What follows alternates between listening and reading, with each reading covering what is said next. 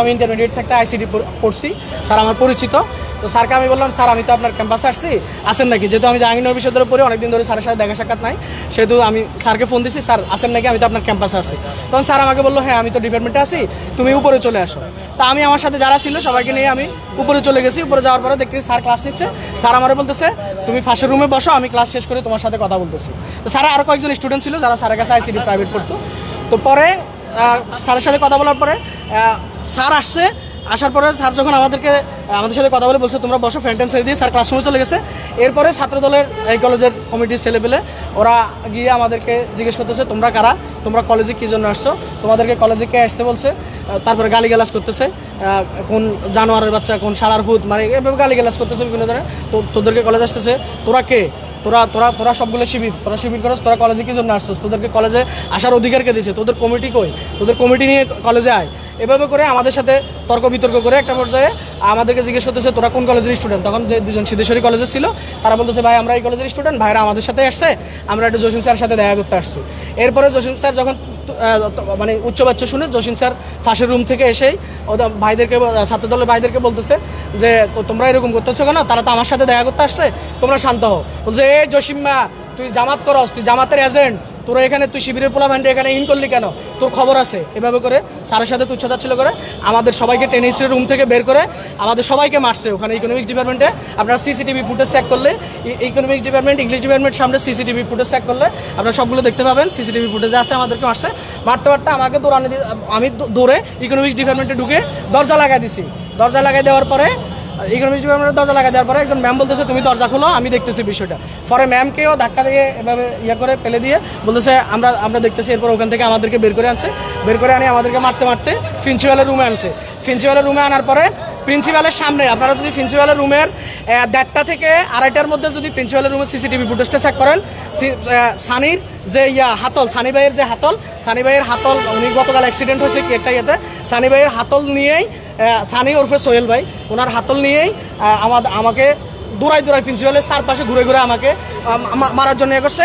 এরপরে ওখানে না ফেরে সানি ভাই আমাকে একটা থাপ্পড় দিয়ে ওই রুমে ঢুকাইছে। ঢুকানোর পরে ফার্স্টে প্রিন্সিপাল স্যার ওখানে হয়তো একটা সভাকক্ষ যেটা আছে মিটিং রুম, সেই মিটিং রুমে আমাদেরকে ঢুকাই, আমাদেরকে তারা ইচ্ছা মতো মারছে অনেকক্ষণ ধরে, কিল ঘুষি লাথি। এই যে আমার ঠোঁট ফাটাই ফেলছে, দেখেন এই যে কান ফুলে গেছে, গাল ফুলে গেছে। আমরা টোটাল আমরা ছিলাম 7 জন, আমরা 7 জন ছিলাম, আমাদের 7 জনকে তারা মারছে, ইচ্ছা রকম মারছে। মারার পরে এরপরে হ্যাঁ এই যে আমার এই ঠোঁট ফাটা ফেলছে, এই যে বাইরের এই যে ঠোঁট ফাটা ফেলছে, সবাইকে মারছে, এই যে বাইরের গেঞ্জি ছিঁড়ে ফেলছে।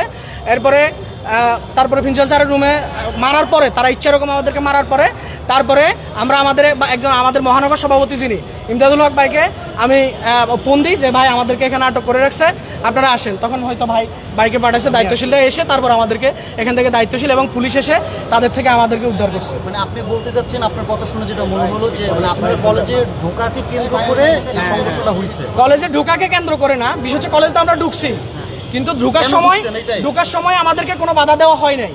আমাদেরকে বাধা দেওয়া হয় না যে তোমরা কারা, কোথায় যাচ্ছ, কি জন্য যাচ্ছ, আপনারা সিসিটিভি ফুটেজ চেক করতে পারেন কলেজ ক্যাম্পাসের।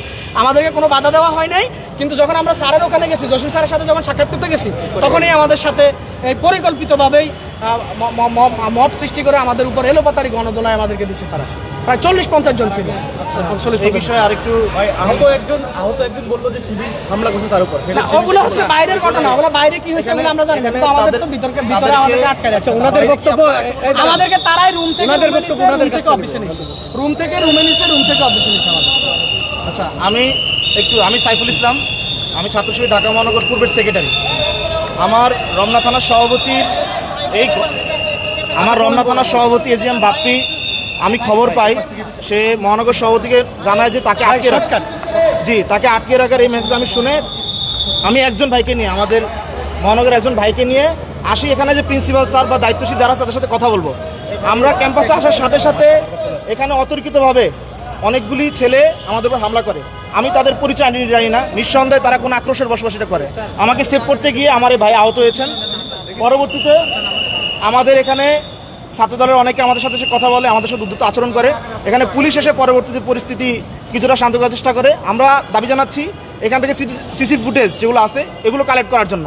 এটা তো ফ্যাসিস্ট আমলের কোনো সময় না, যে সময়টা এসে শেখ হাসিনা ছাত্রলীগ যেভাবে করতো তারেক রহমানের ছাত্রদল সে আচরণটা করবে। আজকে কি আমরা তো হয়েছে এটা এটা চাচ্ছি না। বলেন? আজকে কি এখানে হয়েছে আমাদের এটা অনেক ভাইদের উপর তাদের একটা ক্যাম্পাসে প্রবেশ করতেই পারে, এখানে এরকম না যে তারা এখানে এরকম কোনো আচরণ করছে যেটা বিধিনিষেধের বাইরে, প্রবেশ করতে পারবে না এরকম কোনো বিধিনিষেধ এখানে সিদ্ধেশ্বরী কলেজে নাই।